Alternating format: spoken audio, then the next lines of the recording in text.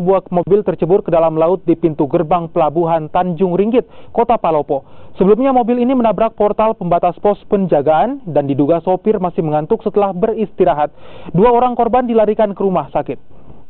Mobil minibus Daihatsu Astra Sigra ini tercebur ke laut setelah menabrak portal pembatas dan mengalami pecah ban di pintu gerbang pelabuhan Tanjung Ringgit, Kota Palopo. Diduga sopir masih mengantuk setelah beristirahat dan hendak melakukan perjalanan. Mobil mengalami kerusakan di bagian depan dan kaca depan pecah.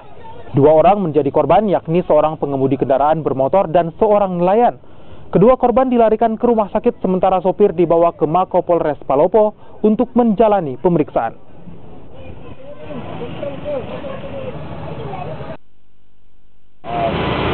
Tiba-tiba saya lihat,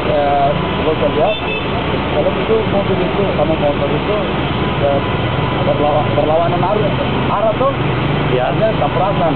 Akhirnya ditabrak yang mobil, motor. Ada korban tadi, Pak? Ada. Berapa orang, Pak? 2 orang. Itu pemotor ya? Ya, pemotor. Motor satu. Nelayan 1. Nelayan.